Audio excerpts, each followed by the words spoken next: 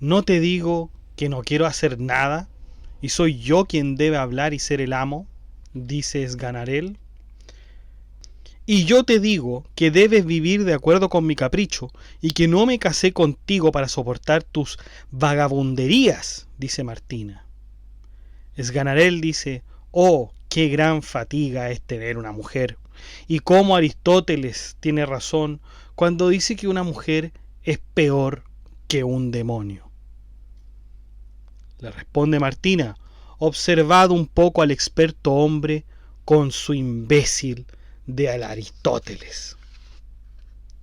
Sganarelle responde: sí, hombre experto, consígueme un armador de haces de leña, que sepa como yo razonar cosas, que haya servido por 6 años a un famoso médico y que haya sabido en la juventud sus rudimentos de memoria.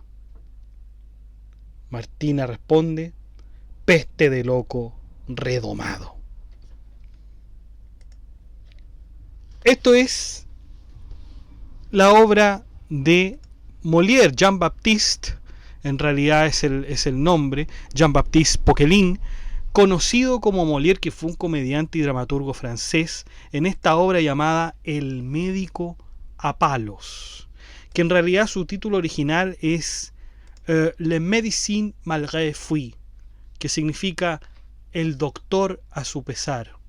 En inglés también fue traducido como The Doctor in Spite of Himself, que creo que es la traducción correcta y literal de esta obra. Y en español, bueno, le pusieron El médico a palos. Seguramente porque los españoles quizás ponderaron, consideraron que era un poco más jocoso, era un poco más risible decir el médico a palos. Llama más la atención, es más divertido, ¿no? Decir el médico a palos que el doctor a su pesar. El doctor a su pesar suena muy formal, ¿no es cierto? Bueno, esta es una obra de Molière en 3 actos y de 5, 3 actos de 5 y 11 escenas en prosa. Fue estrenada en 6 de agosto de 1666 y tuvo un éxito pero enorme, enorme. Ya había escrito otras obras Molière, otras obras importantísimas como será El médico volador, El enfermo imaginario, El avaro, etcétera. Ya estaba en esa obra y El médico a palos es una que vuelve a sorprender en realidad. Es una de las obras más cómicas que he leído, me encanta la comedia. Su obra realmente es importante y lo que refleja, bueno, ustedes lo han podido escuchar. Hay una pelea de parejas, pero realmente claro, hay una pelea de pareja, hay un hombre que es bastante perezoso, que no quiere trabajar, y una mujer que le reprocha eso y se queja de él, ¿no es cierto? Eh, y claro, está este conflicto. Pero yo creo que además de este conflicto, se desprenden otras cosas muy interesantes en esta comedia del médico a palos. Bueno, ciertamente que uno puede verlo desde distintos puntos de vista. ¿Mm? Vamos entonces a ver esta obra del médico a palos. Vamos a ver los personajes primeramente, igual como se hacen las obras, ¿no? Está Sganarelle, que es esposo de Martina. Martín, que la esposa obviamente es Sganarelle. Monsieur Robert, es decir, el señor Roberto, que es vecino de Sganarelle. Valeria, que es el sirviente de Geronte, Lucas, que es esposo de Jacqueline, sirviente de Geronte, Geronte, que es el padre de Lucinde, Jacqueline, enfermera de Geronte y esposa de Lucas, Lucinda, que es hija de Geronte, Leandro, amante de Lucinda, Thibaut, padre de Perrin, campesino, y Perrin, hijo de Thibaut, que también es un campesino. Fíjense el nombre que parece un poco difícil de pronunciar, Sganarelle, que es el marido de este perezoso. Pero este nombre no es casual en Molière, porque si uno trastoca las consonantes, hay un juego de significaciones que hace el autor, porque tendría que ser algo así como sangnarelle, es decir, sang es sangre en francés y vendría a significar, bueno, lo que muchos pueden pensar, ¿no? Sangrón, sangrón. muchos en América Latina tenemos este concepto del sangrón. Y por cierto, mexicanos, quizás venezolanos, en Chile no es muy común decir sangrón, ¿no? Pero en otros países de Latinoamérica sí lo es. Y tiene una connotación negativa. Pero fíjense que en la obra de Molière el sangrón es una forma despectiva de llamar a los médicos. Y de ahí viene el nombre Sganarelle, de este hombre que es realmente flojo. ¿Ah? Y del que podemos deducir que se va a transformar en un médico, pero médico a palos. Bueno, vamos a entrar entonces en los actos del médico a palos. Acto primero. Estalla una disputa entonces entre Sganarelle y Martina. Una disputa que termina con una paliza aplicada por el marido a la mujer. Claro. Luego viene el señor Roberto, que era un vecino, que ha venido a reconciliar a los cónyuges y que pone fin a la discusión. Claro, estaban peleando justamente por esto, porque no Sganarelle no quería ponerse a trabajar, a cortar la leña, ¿no? Y fíjense que Sganarelle y Martina se vuelven contra él, es decir, se vuelven contra el vecino. Sin embargo, ella promete vengarse mientras su esposo se va a buscar leña. Claro, después de haberla golpeado, se arrepiente él, le pide perdón a Martina. Le pide perdón y Martina lo perdona, pero le dice, ok, te perdono, pero me las pagarás. Eso dice Martina, me las pagarás. Y Sganarelle le dice, eres una loca, al ponerle cuidado a ello. Estas son pequeñas cosas que de tiempo en tiempo son necesarias para la amistad, y 5 o 6 golpes de bastón entre gentes que se aman no hacen sino vigorizar aún más el afecto. Bien, me voy al bosque y te prometo hoy más de un centenar de haces de leña. ¿Ven? Entonces, claro, empiezan a discutir. Sganarelle la golpea, le pide perdón, se mete el señor Roberto también a decir tranquilo, tranquilo, cálmate, etcétera. Y Sganarelle se enoja, dice, pero qué vienes tú a interrumpir, esta es mi mujer, cosas por el estilo. De hecho, Sganarelle le dice, aprende que Cicerón dice que entre el árbol y el dedo no hay que meter la corteza, ¿ah? Como diciendo, no tienes nada que hacer acá. Y bueno, terminada esta escena, Martina nos señala que no va a olvidar su resentimiento. Ardo en mí misma por encontrar el medio de castigar los golpes que me has dado. Y bueno, ahí termina la escena de Martina con Sganarelle, ¿no? Luego cambia el escenario, porque está Valerio, Lucas y Martina.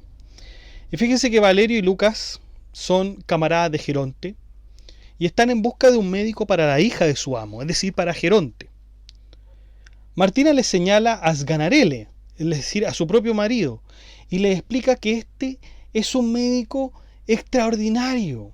Pero, eso sí, es un médico extraordinario, pero medio excéntrico. ¿Por qué será medio excéntrico este médico? Les dice. Bueno, porque él se niega a confesar que en realidad es médico, dice Martina. Pero ¿cómo se va a negar a reconocerse como médico? Los médicos hacen todo lo contrario, ¿no? ¿Por qué entonces se niega a decir que es médico? Bueno, por eso mismo, dice Martina, es un hombre realmente excéntrico. Pero el tema es que se le puede hacer reconocer que es médico. Y fíjense lo que dice Martina. La forma de hacerle reconocer que es médico y haciéndole confesar sus talentos en medicina es a través de una paliza. O sea, hay que darle una gran paliza a este hombre. Está hablando de su marido, a Sganarelle. Hay que darle una tremenda paliza para que reconozca que es médico y que puede curar enfermedades. Bueno, Valerio y Lucas quedan asombrados, no saben qué hacer o qué decir contra esto, Pero la verdad es que Valerio y Lucas están dispuestos a encontrar un médico para la hija de Geronte, ¿no? De su amo. Entonces Martina les dice que, bueno, que Sganarelle fue a cortar leña y que va a regresar en un momento. Entonces cuando Sganarelle regresa de cortar leña, se le aparece Valerio y Lucas y le preguntan si realmente era médico. Y obviamente Sganarelle lo negó. Ahora bien, Sganarelle, eso sí, decía que él era ayudante de un médico. No que era médico, sino que era un ayudante. Pero cuando Valerio y Lucas se le acercan para preguntarle si es médico, él lo niega, él dice que no. Y recibe una paliza, recibe una tremenda paliza. Y al final de esta paliza, él reconoce, decir, sí, en realidad soy médico, en realidad soy médico. Y comienza a seguir tanto a Valerio como a Lucas. Ahí está el acto 1. Vamos con el acto 2. Geronte lamenta la enfermedad de su hija Lucinda, que se ha quedado muda, lo que retrasa su matrimonio con Horacio, el marido que él le propone. Se niega a escuchar los sabios consejos de Jacqueline, que es la enfermera de Lucinde y esposa de Lucas, quien intenta explicarle que la joven estaría mejor si su padre le permitiera casarse con Leandro, el joven del que está enamorada. Pero Leandro no es suficientemente rico a los ojos de Geronte, ese es el problema. Valerio y Lucas, bueno, le presentan a Sganarelle al mismo Geronte y después de examinar a Lucinda y hacer insinuaciones a Jacqueline, hace una demostración totalmente burlesca de sus talentos y aconseja alimentarla con pan mojado en vino, imagínense. Entonces, como lo ven, es un charlatán. La imagen del charlatán, fíjense que para estos tiempos seguía siendo importante, seguía siendo insistente. ¿Por qué? Porque todavía quedaba la huella de la peste negra. Y claro, cuando surgió la peste negra, al mismo tiempo surgieron un montón de falsos médicos que trataron de explicar y de curar las enfermedades de la peste bubónica, pero en la realidad nunca lo hicieron, ¿no? Y por el otro lado también estaba muy fuerte esta imagen de los alquimistas. Claro, porque todos decían que podían lograr, de hecho, podrían lograr convertir la plata, el cobre, en oro. Hay algunos que se decían que tenían la piedra filosofal y podían hacer tales o cuales cosas. Entonces, esa imagen del médico chanta, como decimos en Chile, o falso, todavía era muy potente y bueno, de alguna manera también Molière quiso hacerla descubrir acá. ¿Existe todavía esa imagen del médico farsante? Puede que sí, puede que sí. Hay muchísimos casos, por lo menos aquí se han visto casos de estafa de gente que se hace pasar por médico. Y bueno, es realmente terrible, realmente terrible. Pero Molière trata de rescatar esa imagen. Vamos entonces al acto 3. Al regresar a casa, Sganarelle se encuentra con Leandro, quien le ruega que lo ayude a unirse a Lucinda, lo que el hacedor de paquetes termina aceptando cuando el joven le ofrece algo de dinero. Leandro luego se disfraza de boticario y sigue a Sganarelle. De camino a la casa de Geronte se encuentran con Cibaud, que era un campesino, acompañado por su hijo Perrin, quien le ruega al falso médico que cure a su esposa. Sganarelle le ordena que le dé un poco de queso al paciente y le pagan por la consulta. Una vez ya en casa de Geronte, Sganarelle renueva su intento de seducir a Jacqueline, interrumpido por la llegada de Lucas. Claro, cuando nosotros hablamos de que Jacqueline, o sea, que Sganarelle estaba examinando a Lucinda, bueno, le hacía unas insinuaciones a Jacqueline. Y aquí también de nuevo estaba tratando de seducirla. Mientras Geronte le explica a Sganarelle que el remedio que le recomendó a su hija solo empeoró su enfermedad, Leandro, a quien Geronte no reconoció, habla con Lucinda. La joven entonces recupera el uso del habla y discute con su padre sobre su matrimonio. Sganarelle ordena a Leandro que administre cientos remedios a la joven. La credibilidad que le tenían a Sganarelle era increíble porque hablaba en latín, inventaba curas, mantenía su apariencia de médico. Y claro, todos los demás ignoraban latín, ignoraban esas curas que él tenía y lo admiraban. Claro que la mudez que tenía Lucinda era falsa, en realidad no estaba muda. Lo que pasa es que ella fingía esto porque obviamente su padre no quería dejarla casarse con Leandro, porque Leandro, como habíamos dicho, no era rico. Y fíjense que entre Sganarelle y Leandro se forma una especie de confidencialidad, digo bien, en que Leandro le cuenta esto a Sganarelle, le cuenta que en realidad Lucinda no es muda, sino que finge serlo, y Sganarelle le dice que en realidad tampoco es médico. Pero Sganarelle le hace creer a Geronte que Leandro en realidad es su boticario, ¿ya? Le dice que es su boticario para que vaya con Lucinda y escapen. Pero se entera de esto Geronte, se entera por medio de Lucas. Y Lucas va a decirle a Geronte todo esto y la verdad es que Sganarelle queda finalmente al descubierto. Y como queda al descubierto, Geronte no tiene ninguna consideración y quiere ahorcarlo. Quiere ahorcar a este falso médico. ¿Mm? Y la escena que está acá, ¿no es cierto?, la vamos a reproducir literalmente, por cierto. Dice Martina: oh Dios mío, cómo he tenido de trabajo para encontrar este domicilio. Decidme algo de las nuevas del médico que os he recomendado. Y el mismo Lucas dice: ahí está, va a ser ahorcado. ¿Cómo? ¿Mi marido ahorcado? Oh desgracia. ¿Y qué ha hecho él para que le ahorquen?, dice Martina. Ha hecho raptar la hija de nuestro amo, dice Lucas.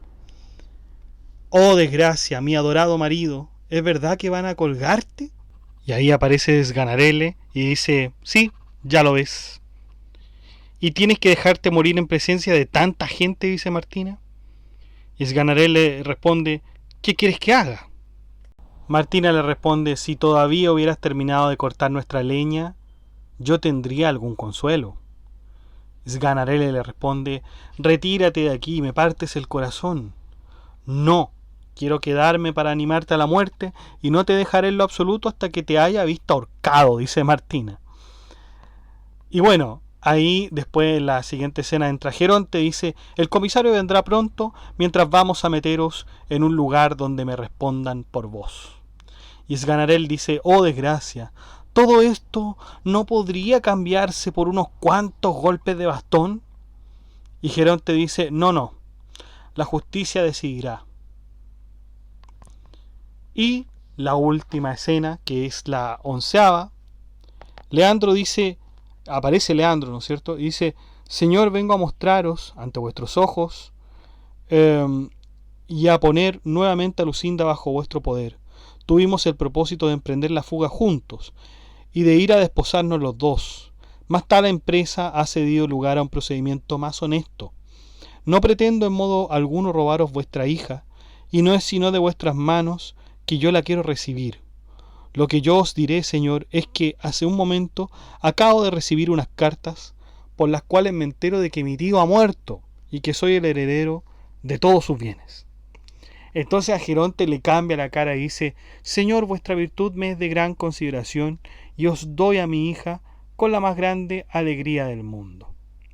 Y Sganarelle dice: la medicina se ha librado de una buena, es decir, lo está diciendo por él mismo, ¿no? Y Martina le dice: puesto que no vas a ser ahorcado. Claro, Sganarelle ya no va a ser ahorcado porque la situación de Leandro en realidad cambia. Y a Sganarelle, que era, digamos, confidente de Leandro, se le perdona todo. Leandro se transforma en yerno y, bueno, dice Sganarelle que se queja un poco de Martina, porque Martina le había dicho, puesto que no vas a ser ahorcado, dame gracias por ser médico, pues soy yo quien te ha procurado tal honor. Pues recordemos que le mintió a Valerio, ¿no es cierto?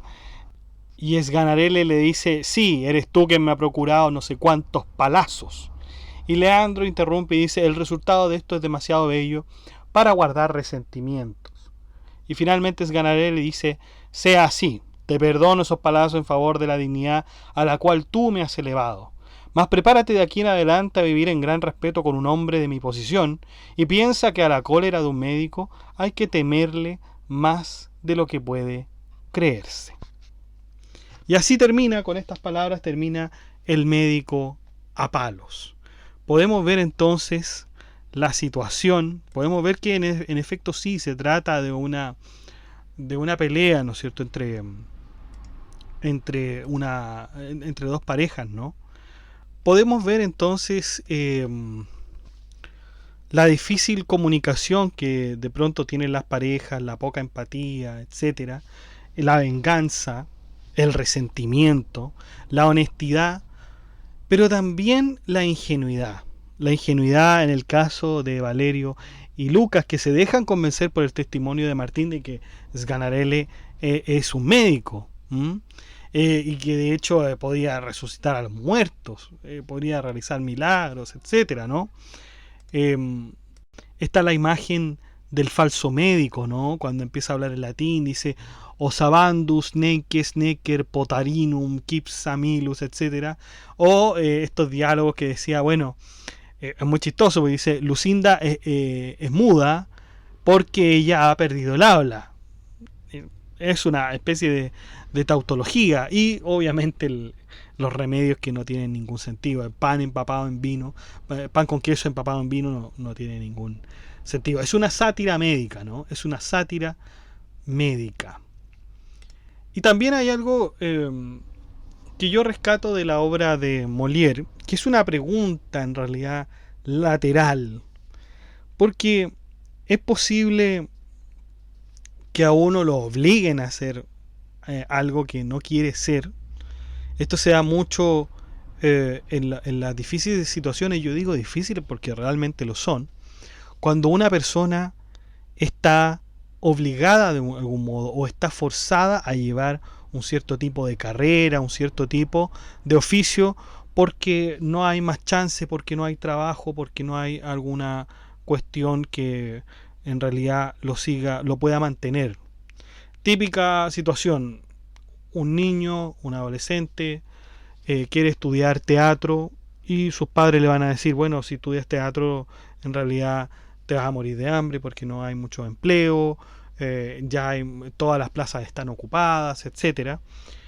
Y en cambio, para las carreras que son más tradicionales, bueno, ahí hay un prestigio, ahí hay una...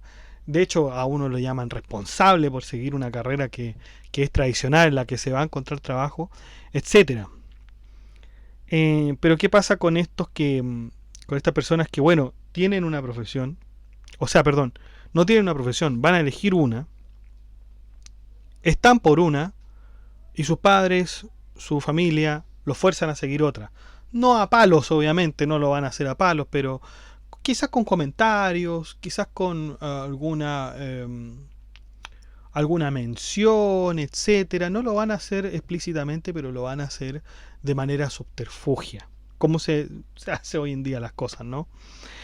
Y bueno, esta persona se va a ver forzada a tomar otra carrera. Claro, ahora podríamos decir, bueno, esta persona también es libre de elegirla o no. No es tan libre porque en el caso, por lo menos, de Chile, también uno se ve condicionado por el dinero, ¿no? Cuando quiere elegir una especie de carrera u oficio. Por lo menos la educación aquí es carísima, entonces uno tiene que pensarlo muy bien por cuál carrera va a elegir, ¿no? Por otro lado, hay personas que te dicen, bueno, oye, tú puedes hacer lo que tú quieras hacer. Tú puedes hacer lo que tú quieras hacer y basta o es cosa de obligarte a hacerlo. O que te obliguen a hacerlo también, ¿no? Por lo tanto, claro, ahí también hay una cuestión de fuerza. hacer lo que uno a lo mejor no es o no quiere ser, etcétera. Pero también se da en el otro ámbito, que es el ámbito del amor. Aquí teníamos a Martina y a Sganarelle. Y claro, ellos estaban peleando. Parece que Sganarelle es una persona perezosa, que no quiere hacer sus cosas y que al contrario trata a Martina como si fuera una especie de esclava, ¿no?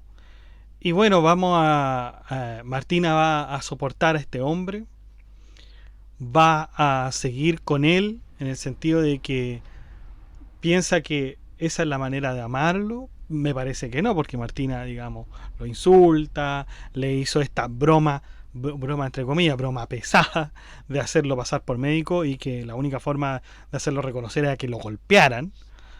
Bueno, ya podemos ver ahí que hay una persona que insiste por un lado cambiar a alguien, o bien lo que debió haber hecho Martina es decirle hasta luego y separarse de Sganarelle.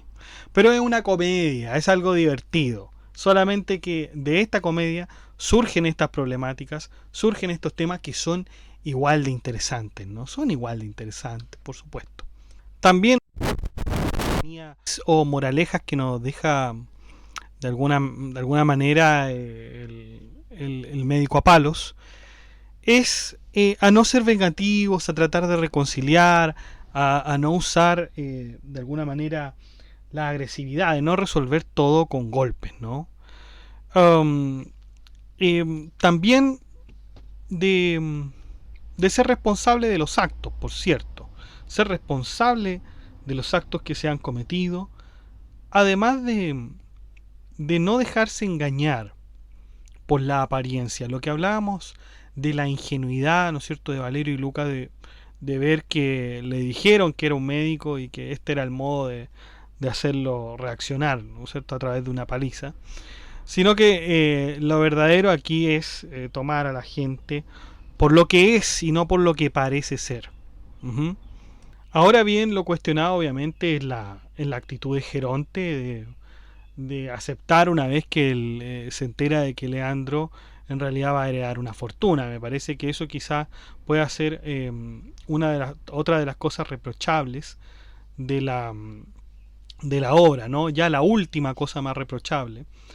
Porque no hay solución, digamos, una solución moral a eso, sino que es Leandro quien recibe esta fortuna e inmediatamente Geronte le cambia el aspecto y dice, ya, perfecto, no hay problema, yo te recibo como yerno. ¿Mm? Entonces, varios frentes, varias cosas nos deja esta obra del médico a palos. De hecho, para ya ir terminando, quiero dejarles uno de los diálogos, perdón, uno de los monólogos más famosos de esta obra que trata esto de las apariencias, ¿no? Fíjense que cuando le preguntan cómo se hizo médico, él dice, no, te digo, me hicieron médico a palos. Nunca soñé con ser tan erudito como eso, y todos mis estudios terminaron en la forma más baja. No puedo imaginar qué les puso ese capricho en la cabeza, pero cuando vi que estaban resueltos a obligarme a ser médico, me propuse serlo a expensas de los que tuviera que tratar. Sin embargo, difícilmente creerías cómo se ha extendido el error y cómo todos están obstinadamente decididos a ver en mí a un gran médico.